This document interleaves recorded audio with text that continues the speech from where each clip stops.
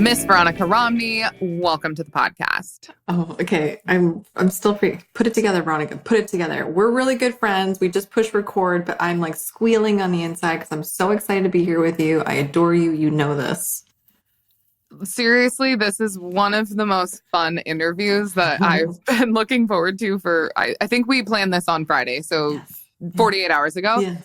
But you guys, Veronica and I have been good friends in the industry for a few years now. And I want you to just share with everyone how we met, kind of how you were my business mentor for a really long time. Now I send you like Mayday signals on Boxer, but what you do, why you do it so well, why you're such a genius. Hold on a minute. The way that in which the two of us met is just epic, Paige. I can't, like, there's not a better story. So here's how this rolls, okay? First of all, this is my life. You know me through word of mouth. When somebody recommends somebody to me, that's usually how this happens. I'm the hitch of marketing. You get the card when you need some love, marketing love. And so Paige got my card from a mutual friend of ours. And then Paige goes to my sales page, the Rainmaker Residency Plus page.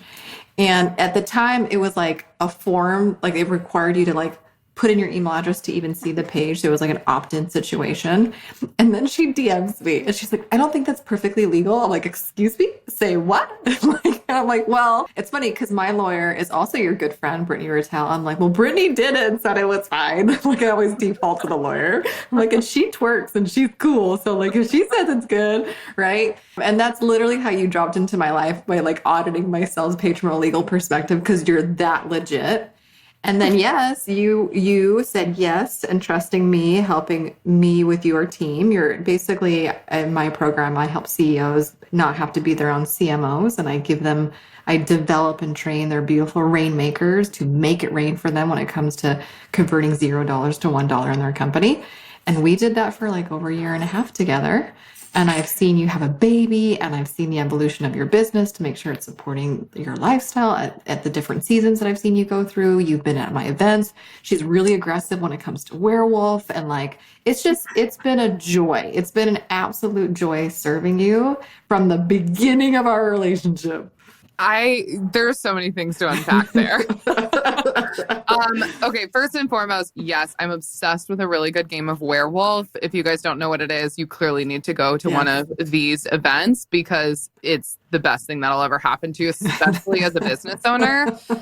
I am also very much obsessed with Survivor and it is my lifelong dream to be on Survivor. And this is like another one of those social games, but in a very compact, like 1 to 2 hours.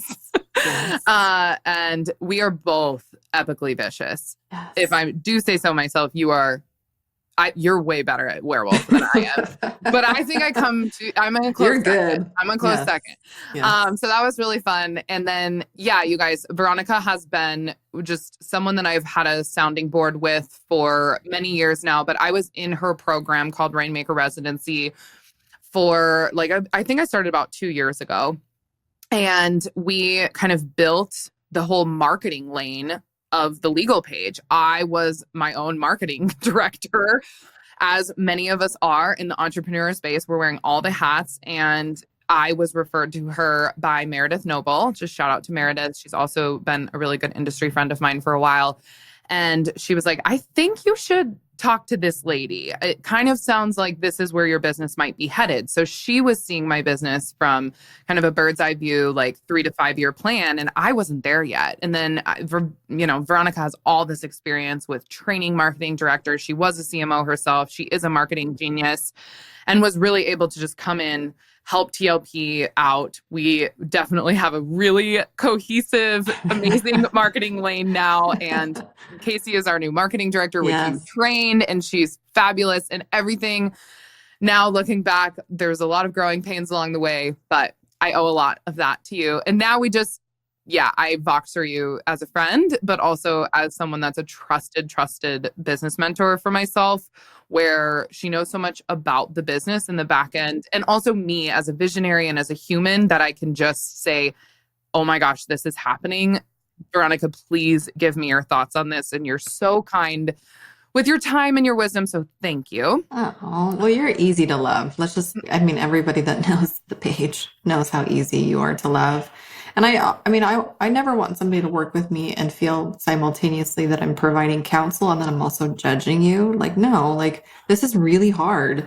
And the growing pains are growing pains. They hurt. And so you were on my podcast talking about losing a critical team member. Like we've gone through it. And what I love about you is you're wildly open and vulnerable, and you do it in the service of those who are also going through hard things. So I think it's probably one of my favorite things of you being a visionary for your own people. Thanks. That was so kind. Yeah, you guys, I'll link that in the show notes. It's a really, really good episode on what we went through about a year and a half ago, and how I kind of came out on the other side as a business owner and CEO and someone who was really trying to build a business from just me to having a full-fledged team of employees and contractors. We have like 10 to 15 people at this point. And I was new to the game, but Veronica wasn't. And she was able to help me out through a lot of those pivotal moments and shifts and changes. And that is what I actually want to get into today. So you guys go listen to that episode for a full rundown of what happened. We can't get into that here. And just how amazing Veronica is. Her podcast is great, and she has lots of good marketing tips as well. What you and I have been talking about, let's go back to kind of end of 2023. Okay. I sent you a Voxer during one of our launches, and it was a Mayday signal. Like, what is going on in the industry right now, Veronica? Everything I have been doing for the past 5 to 6 years is no longer working. And it's been interesting because you were kind of putting a lot of feelers out there, talking about it on social media. I think you had done a couple webinars or like speaking engagements by this point, where you had seen things shifting over the course of 2023. We'll get into 2024 now and like where we're at mid 2024. But at that point in time, when I sent you that Voxer, like what were your initial thoughts of my business, but like the industry as a whole? Yeah. And lovingly, I call it like the bat signal goes up, right? So like Gotham's on fire. The bat signal in the shape of a V goes out. And then it's like my favorite moment. I'm like, I'm running, I'm coming, I'm putting on the cape, right? I love it. Love the Mayday signals. When you Voxed me, you weren't, just to be fair, you weren't the only person that had Voxed me, DM'd me, messaged me, called me, text me, whatever, smoke signals. People are freaking out. And I think, first of all, if you're struggling right now in your business and you feel like it's just you, stop. That's a narrative that's not serving you at all. You punishing yourself in isolation and beating up your entrepreneurial identity is not serving you at all. This is a really tough time. 2024 is only compounding what we saw at the end of 2023. So what did we see in 2023? Well, I think it's a combination of a lot of things. In Paige's case, which is the case for a lot of us, people were ripping her off. So unfortunately, what we're seeing is marketing ideation, marketing novelty, marketing strategies are boring. Like we've seen it all.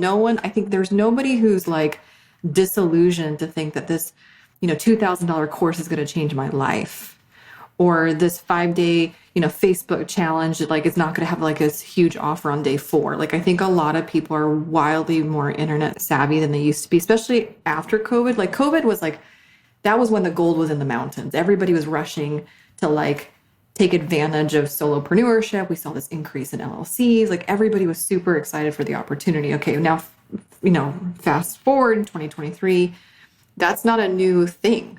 That's not a new opportunity. In fact, you have a lot of disillusioned human beings on the other side that got like chewed out. They spent all of this money and their lives haven't changed. It's actually gotten worse.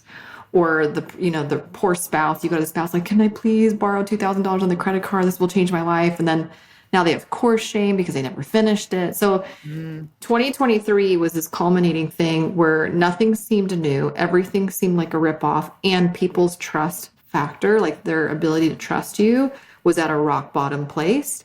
Because now, instead of you're innocent until proven guilty, you internet provider, now you are wildly guilty until you remotely try to prove yourself innocent, and good luck, because I've already been scammed or I've already been taken advantage of.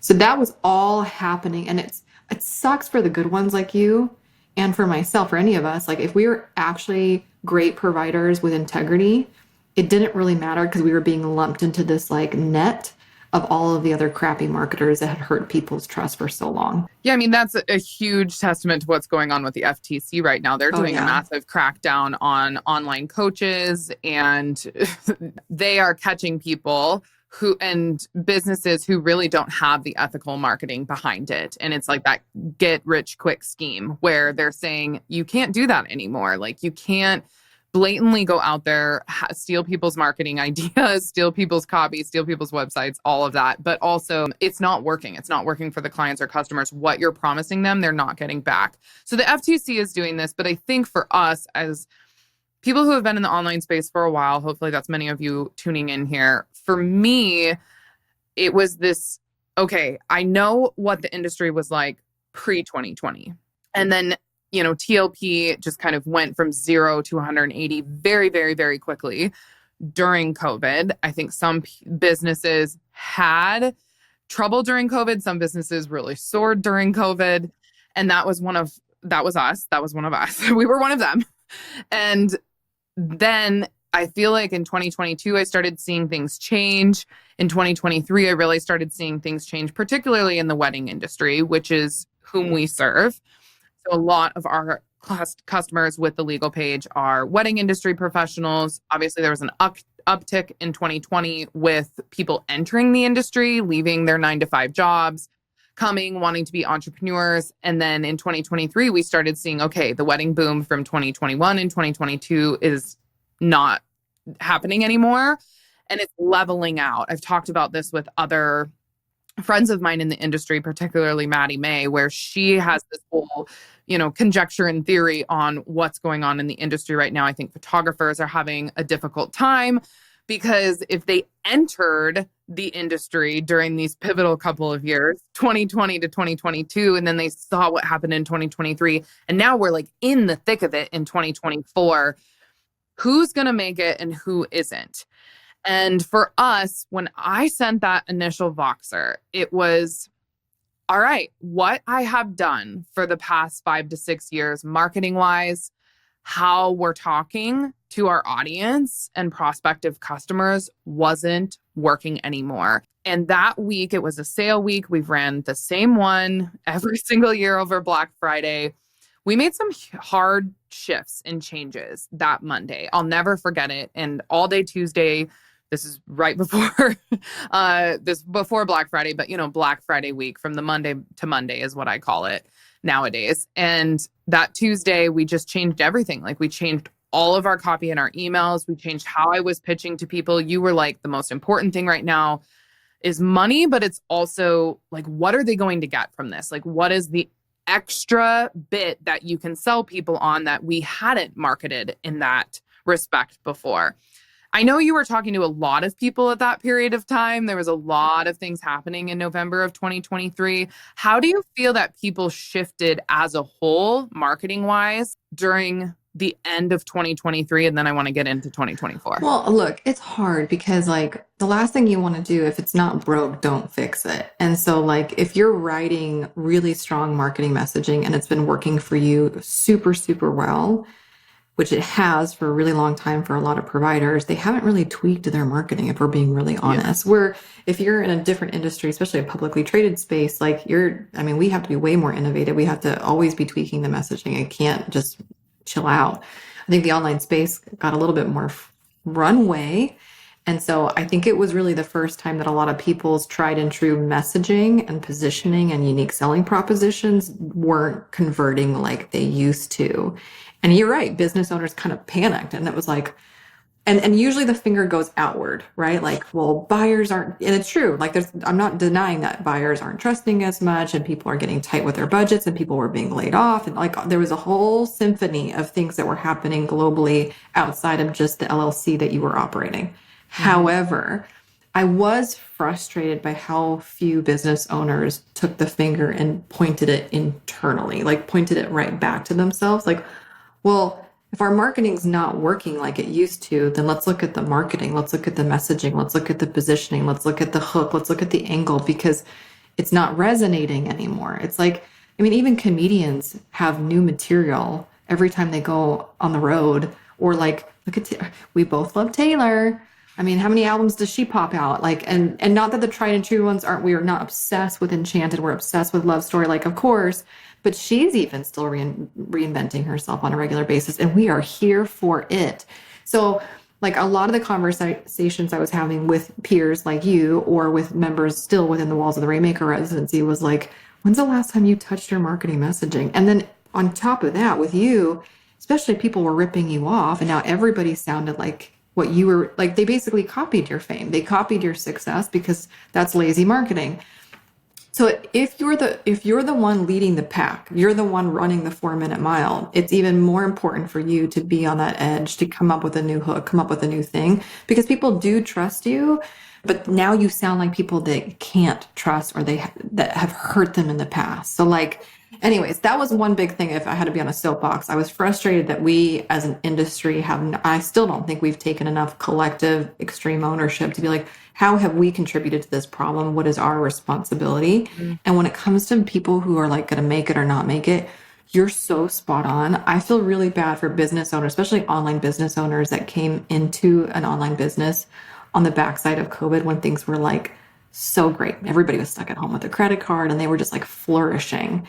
And now we're actually in a real business cycle. Like I remember growing up, my parents had an HVAC company. There was years where we didn't go on any vacations. They had to pull a second mortgage on the house. And then there were some years we went on a cruise ship. I don't even know, like 5 times in a year. So like normal business seasons and acumens, you're going to have winters, you're going to have summers, you're going to have seasonality. But COVID was this inflated dystopia type of seasonality that a lot of business owners thought this was what it is. This is what the internet must be like. And it's like, actually, no, the internet is also like every other business. You just haven't experienced it yet. And now not only are we experiencing like a harsh winter, like it's like a famine. So yeah, that's certainly what's going on. But I don't want I don't want this podcast to be so fear mongering, because there is a brightness to this. There is things that you can do, and I'm sure we're going to get into it. And that's obviously what you did. You took really great counsel and you pivoted, and you were agile and you were on it, because that's what visionaries and true innovators do. Yeah. I mean, right after we had talked, you guys, I moved so quickly. If I can give any advice to someone, it's don't think so much. Don't overthink things. Have really good people that you can lean on, and don't lean on too many people. I've seen that in the industry where you have like 5 business mentors and then 5 industry friends, and they're all telling you different things. I have 2. I have like one really good industry friend that I talk to about things, and one really good business mentor, and that's you. And I moved so fast, and that sale ended up going really well. It just was so much different at the beginning. And my biggest thing moving forward is I have 0 expectations when I go into a launch, so to speak. I don't like open cart, close cart necessarily. I don't have like an online course business, but I like to think of them as the same things. Like a big sale is still a launch to me, and my team and I put a lot of effort behind it and, marketing behind it. And I have a lot of my face being present online and doing more things than I normally do. And so when the first couple of days didn't go as planned or as I had experienced for since 2020, I freaked out. And if I'm taking anything away from it, it's expect the unexpected for the next few years, because everything is leveling out and everything is kind of going back to whatever this normal online business world is going to be post-COVID. And it took us a few years to get there. And now I expect, okay, every month I have to change things. Every month our business is going to need to do something different, because we can't expect the same sales to occur, the same affiliate marketing to push us over the edge like it did 2 years ago. Everyone's just not in the same place. And like you said, of course, the economy contributed to it. But I think your take on everyone being online all at the same time and seeing so much, and there's lazy marketing happening now. There's people thinking, oh, the online business is easy because it maybe was easy in 2020 and 2021, and now it isn't so much. What would you say to people though that they're now in it? They're an online business owner, or they've been in the online business, maybe not for like 10 to 15 years, because I think those are different. Those are different people, and they have different mindsets, because we all experienced what was going on from 2010 to 2020. And then we just had this massive thing that happened in 2020. And now we're all coming out on the other side. And we're like, hey, we know what this is like. We've been here. But for people maybe that came in 2018, 19, and definitely people that have just come in since 2020, what do you predict for 2024? What words of advice would you give to them so that they don't say peace too quickly? Yeah, it's not over. There's still a ton of money to be made. There's a ton of opportunity to harvest, a lot of money that can be made. But you're just gonna have to be savvier. Like, I don't know how else to put it. Like, you can't just say, hey, I do this really cool thing, you should buy from me, and then expect people just to whip out their credit card. One, there's more choices for them. Like, it's no longer a blue ocean, it's a red ocean. There's a lot more providers, there's a lot of more copycats, there's a lot more smoke screen and mirrors, and like, we've been through it. So understand that buyer discernment is way the hell up. Like, people are smart and they're savvy. And so if a lot of your marketing is what I would call emotionally based marketing, which is like either really aspirational or really fear-based, but it's more predominantly emotionally trying to sell somebody, we're going to have problems. When you're in a tighter season, when money matters more and there's not so much discretionary income and discernment is up, you're going to have to get a lot more tangible and practical and more logical.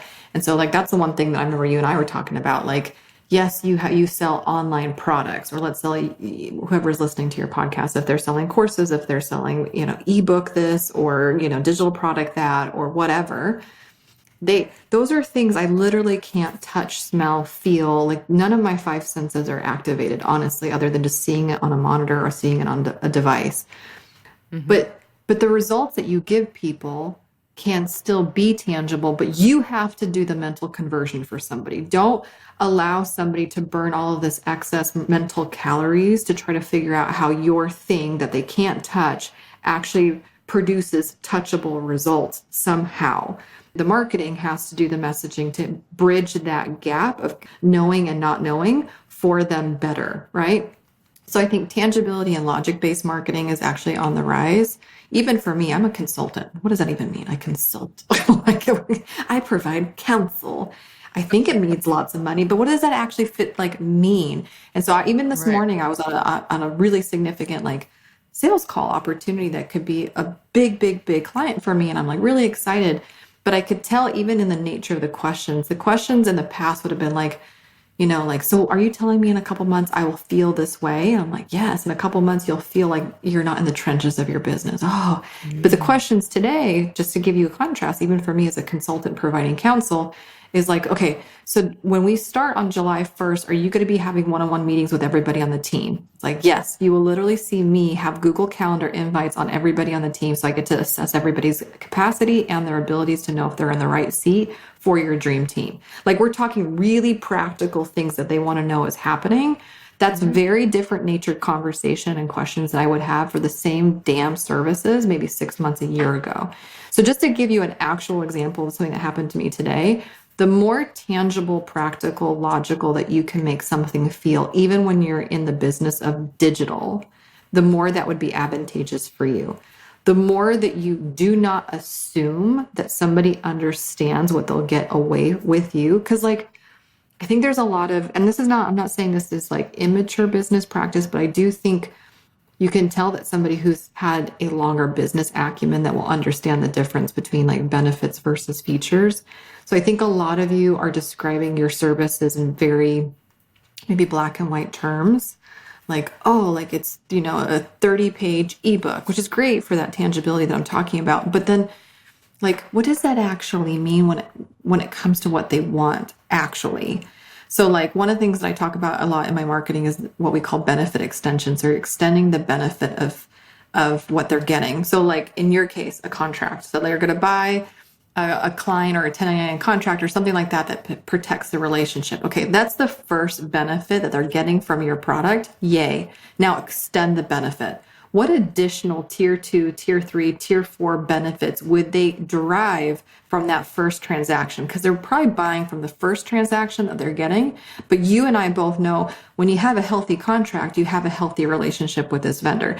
Then the third extension is, well, that vendor is probably going to give you even more business because now they feel safe in the transaction that they have with you. Like, I don't even know. I'm like spitballing here. But the idea is that you're extending the benefit beyond just the thing that they paid for. So not only are they paying for whatever you offered it, but now they're feeling like they're getting like $400, $500, $600 worth of value, but it only costs $100 or $200 in the first place.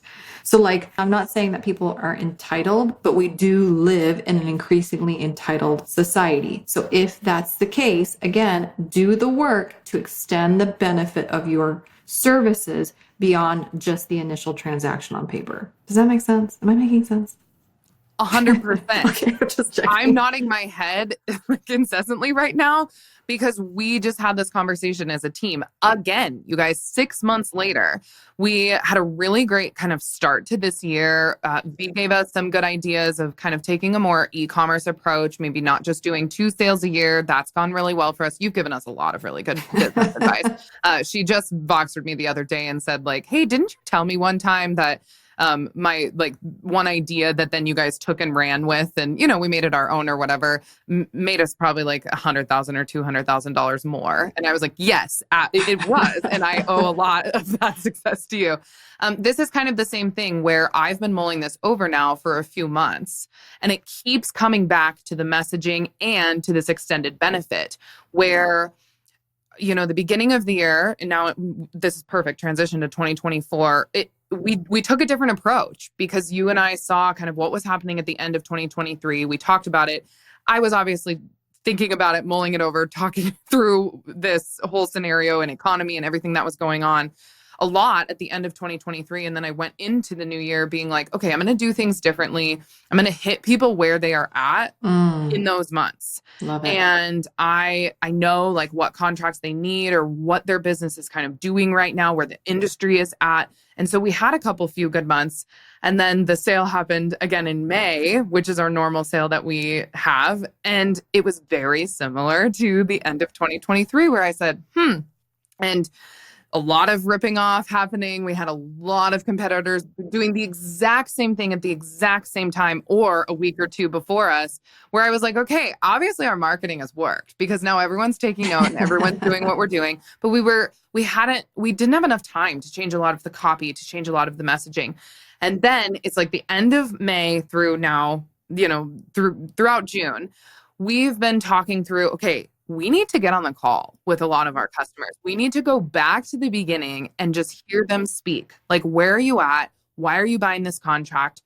How is this helping you? What is the extended benefit that you expect from TLP or that would be awesome to get from TLP? So then we're hearing from them what we can do to make sure that they feel not only comfortable with that initial contract purchase, but 6 months from now, 1 year from now, they are still happy with that purchase and excited about it. And it's benefiting them even more, which of course we do with, you know, updates to contracts and all of the additional nurturing that I do as kind of, you know, a legal big sister on their shoulder, so to speak.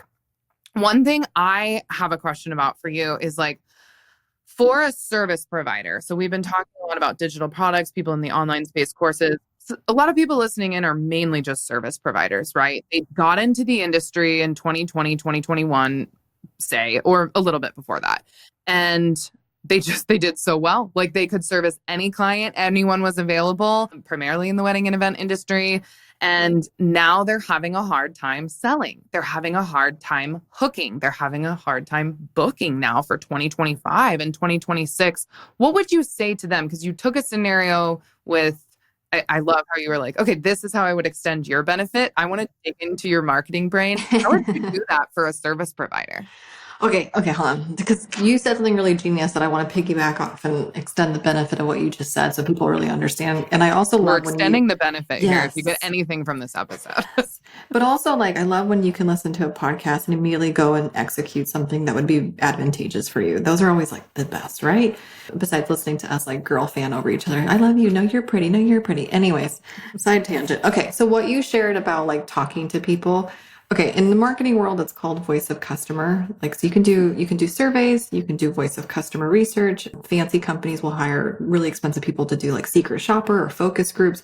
The point is still the same, which is how your people talk to you is your marketing message. Like, if you're listening to this podcast and you do not identify as a marketer and then immediately discredit yourself from being able to do or have success because you're like, I'm not a marketer, stop it.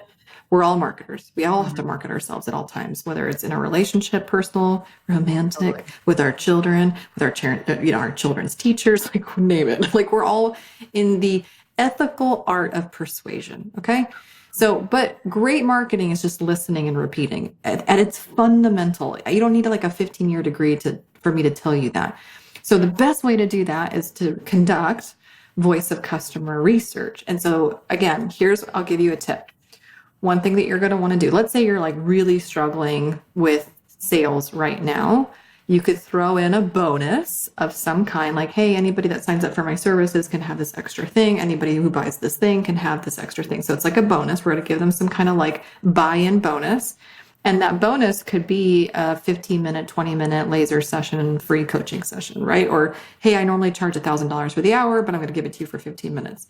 Here's what happens in that 15 minutes. In those 15 minutes, hopefully you have some cheap AI Meet Geek. That's one that I use, right? Like some kind of software or even Zoom will transcribe at this point now. But like basically you're recording the call, you're transcribing the call. And what's really happening, yes, you're like loving on them, but what they're giving you is actually voice of customer transcript. Mm-hmm.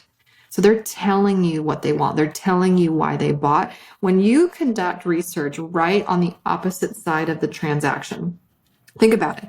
There's this really brief window where somebody goes from a prospect to a customer. Once they're a customer with you, their perspective of you changes forever. Like they know you. But when somebody barely just decides to swipe their credit card with you in any type of capacity, doesn't matter to me what business type or model that you run. As soon as they swipe, as soon as they give you their credit card information or their payment details, they go from being a prospect to being a customer. But there's this gap between what they thought they were going to get and what they know they've now received. There's this gap where they're still in this, like, I hope this is what I thought it was going to be. Like there's this moment. And if you can survey your people in this moment between prospect and customer land, it's some of the best gold I can even describe to you. And sometimes the best way to do that is having an immediate survey in like your, let's say, order confirmation email. Or if you're a service provider, I would actually be doing phone calls. Like, so I'm a service provider. I also had a marketing agency for years and years and years.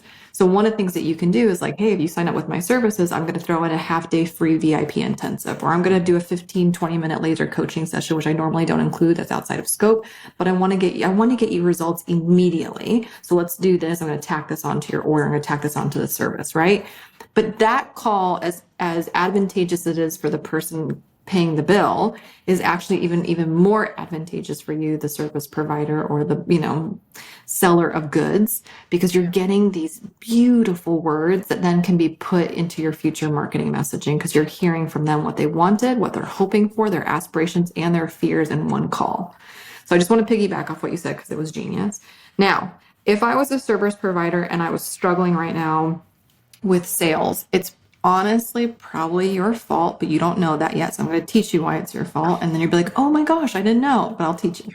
So if you're a service provider and people can buy your services at any time, that's the first signal to you that you require more effort, not in pushy sales, but just the fact that somebody can buy from you at all times means that they're not making it a priority. Because why would I make a priority today that I can do 2 weeks from now, 2 months from now, 2 years from now? Yeah, let's talk about it from like a photographer's perspective, because it's so specific to like you're marketing the same services every single day and people probably don't want it on that day. 100%. So how do you close? Well, you're going to need urgency. So a little sprinkle of urgency, a little sprinkle of scarcity.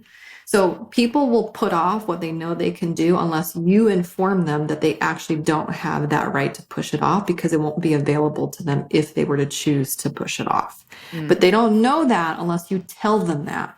So like hotels do this to me all the freaking time. Like we're trying to book our Paige knows as she'd been to our event. So we're trying to book the hotel for our Making It Rain event.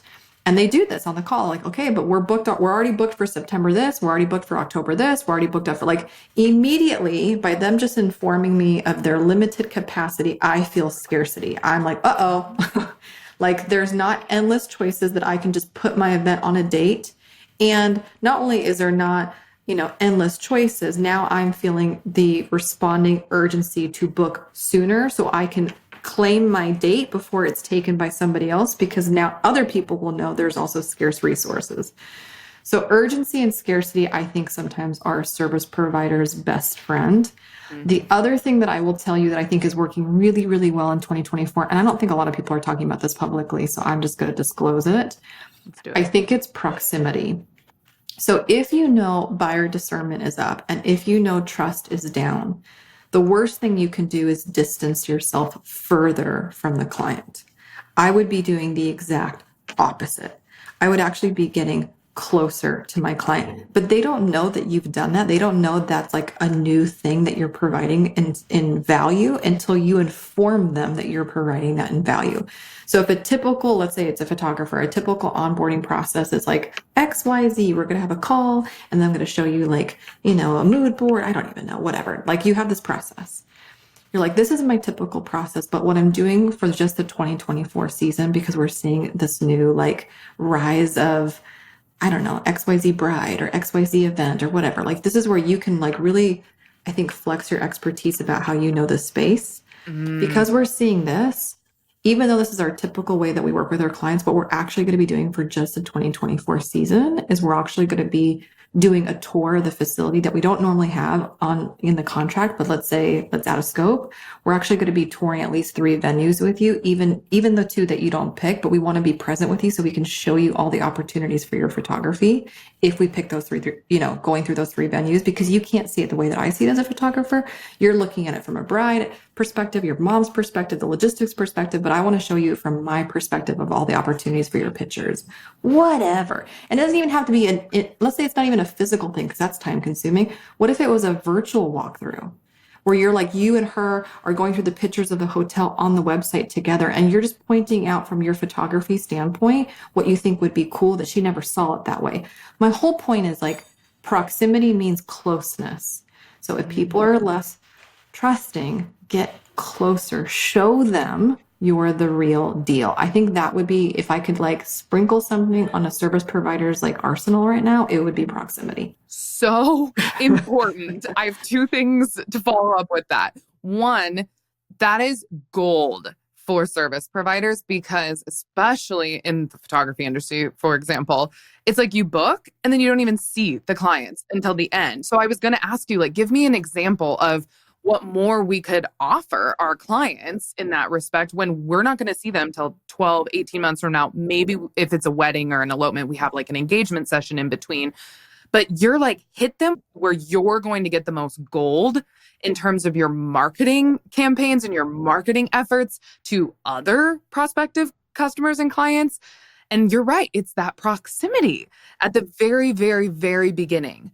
What can you give them in terms of you before other people would enter their lives in their like vendor-scape, so to speak, is what I was gathering from what you were saying. So this is how it happens when I talk to Paige. My idea factory turns on. So if I knew I was a photographer for brides, and let's say, because it depends. Here's the funny thing about working with brides. I've been married once, hopefully ever once, but like, I'm just saying, like what you can't predict in your clients is the order in which they book their things when planning a wedding. So like, maybe they're booking the photographer first and then buying their dress second, or maybe they bought the dress first, or they bought the pictures, whatever, depending on the order. But if I was a photographer for brides, one of the questions I would ask them is like, so have you already picked your dress?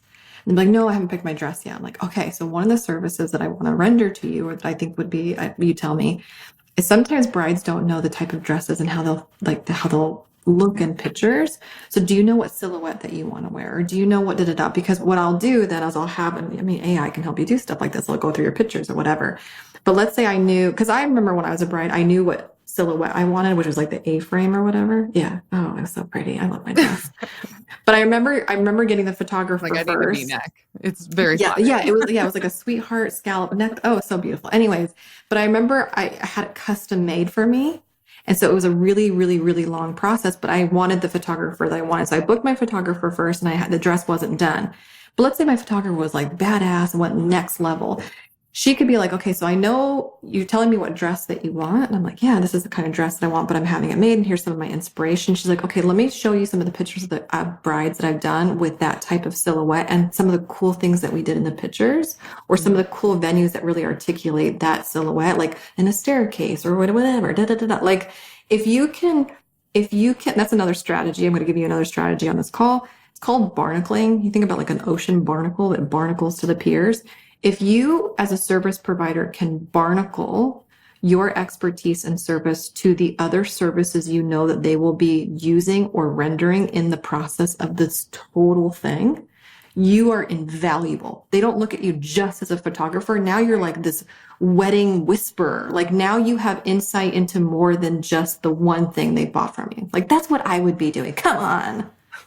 Barnacle the crap out of them. And also you're getting them excited for your services before they're even happening. You're getting all of this specific marketing insight that V's been talking about today. And I think you're totally right. Proximity is important. Obviously, people just care about pricing and we're all dealing with that. Like, how are we pricing? How are we hitting people where they're at? What can they afford?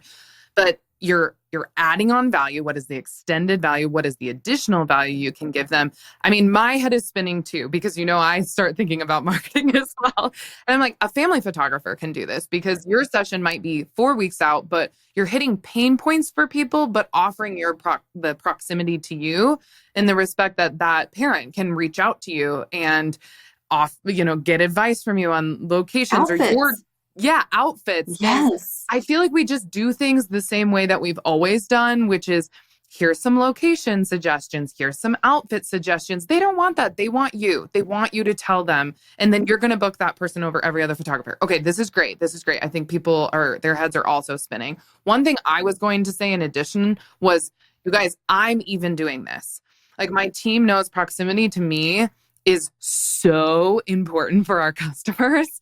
But it's also the one thing that I have very limited time to give, which we all do.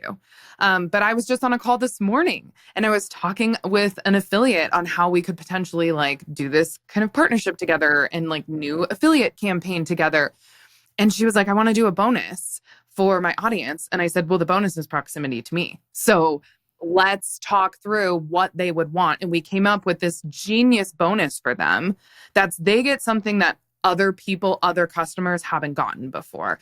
And I'm going to use that time and time again. It's like, you're validating what I'm doing on this call, but you're also telling me, Paige, do it more, think outside the box. It's not just, you guys, it's not just how many additional hours can I serve them? How many, what other complimentary sessions can I give them? That's not it. You have to think so differently. What are other people in your industry not offering? What is your expertise? What level of proximity? Love that.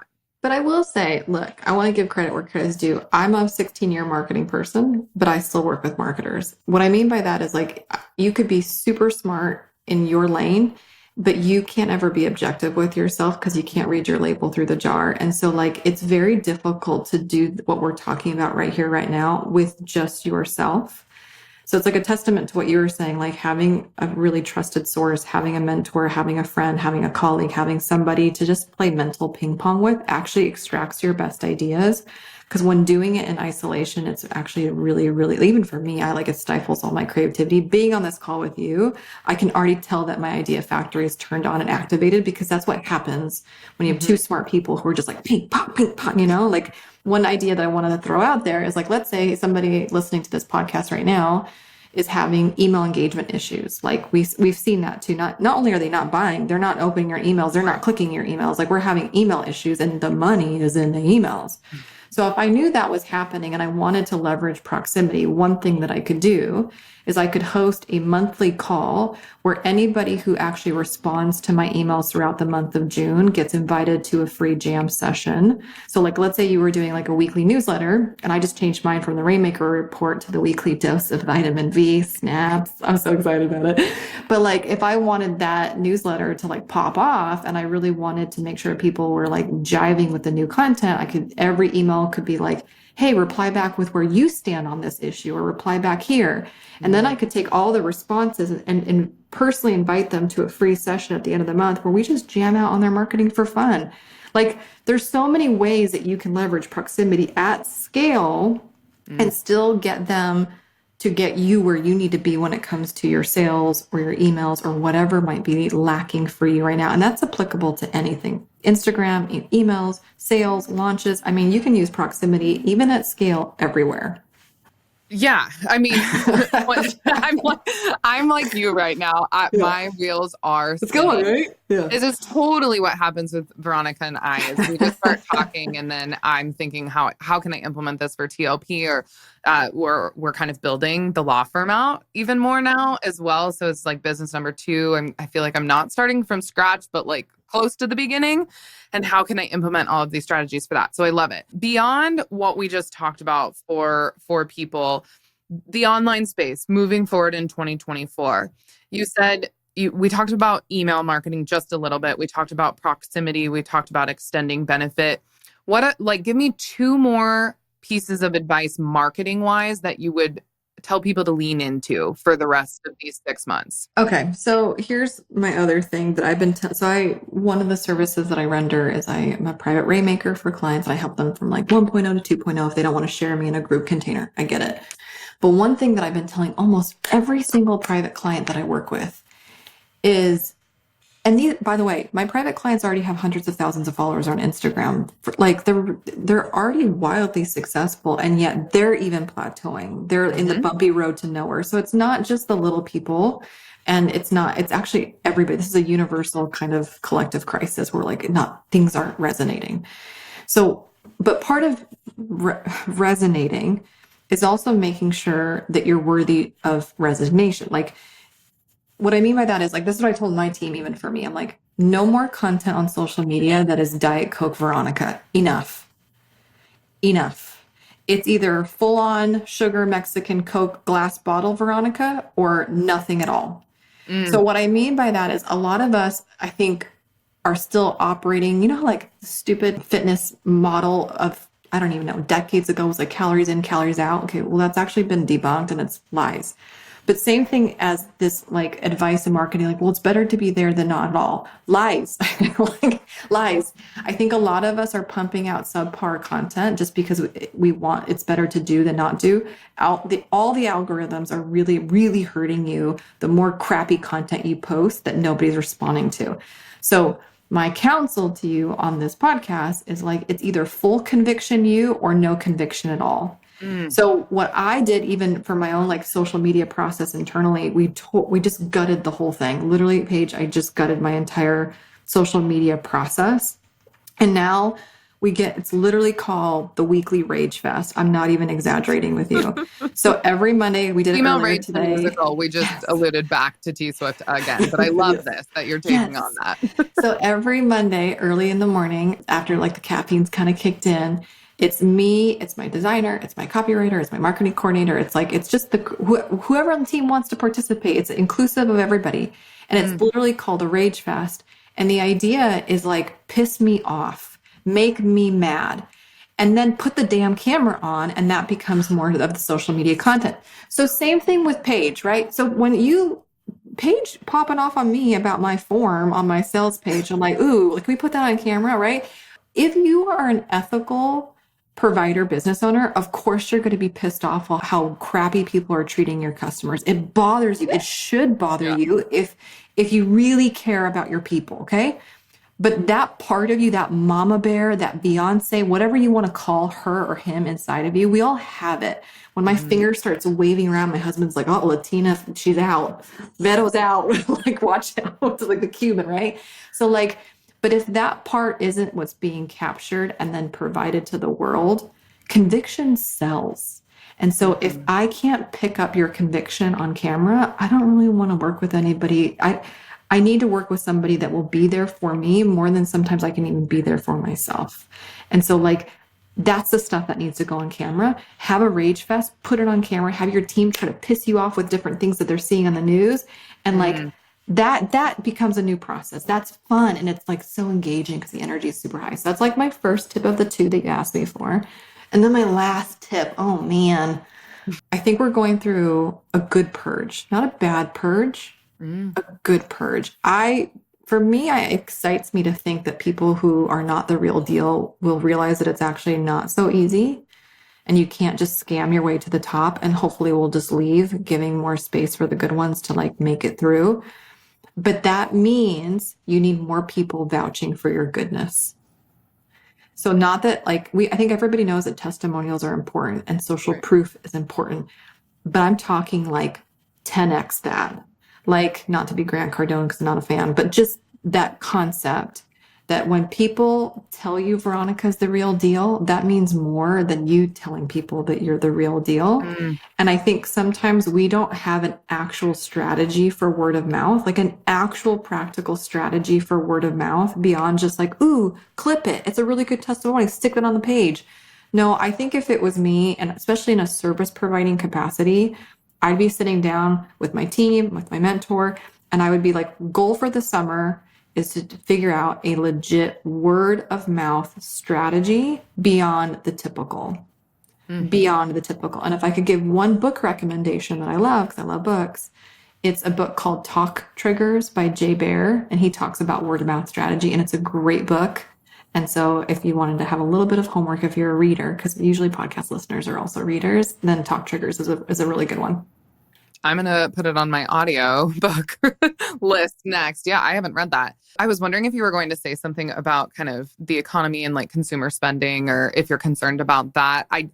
My follow-up is with people, I feel like us as service providers or people who are in the online space, we're so worried about consumer spending. Like they're worried about it. We get emails every day that are like, this is really expensive. Can I get a discount? Like retroactive discount from a month and a half ago. I mean, it's clearly at top of mind for clients and customers.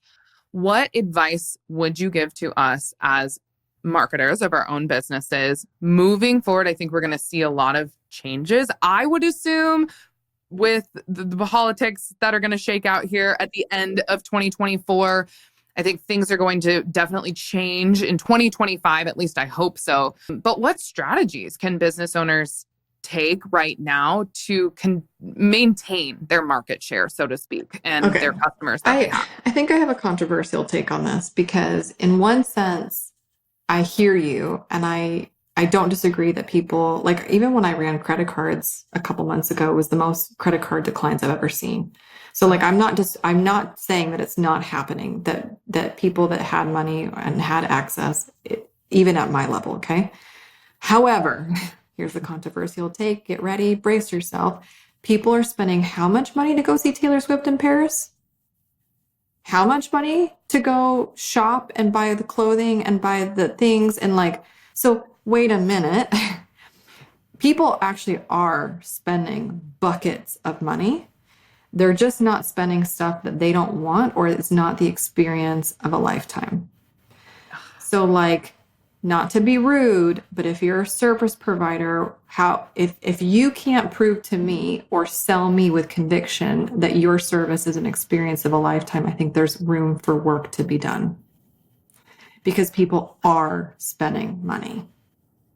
That is the best way to end this episode. I was like, mic drop. It's so true. It just comes back to everything we just talked about. Like, what are all of these things that you're leveling up, whether that's a coaching package that you have, whether that's proximity to you, whether that's just services you're providing. You can't just think, okay, book with me now and you're going to get X, Y, Z 6 months from now. That's how you're going to feel. If we're wrapping this up with a bow, that's what you were saying. Like, it's no longer the feeling. It is, but it's the whole process. I want to feel that through the whole process. Give me the full damn Taylor Swift experience. I want the friendship bracelets. I want to listen to the lyrics. I want to think about all of it. And Again, I don't need to say any more than I said. It was already good. It's just like lazy marketing's not working. Lazy business owners aren't going to make it. How else do you want me to put it? See, that's the Beyonce part that comes out of me. Like, enough is enough. Now is the time to like double. If Netflix is tripling their efforts, like think about Bridgerton. You want to talk about pop culture. The Bridgerton launch was genius. It was. But it was also 3 times the amount of effort that they've done in the past. They broke it out into 2 segments. They took that marketing calendar over across like months and months and months. They did like 2 red carpets. It was wild.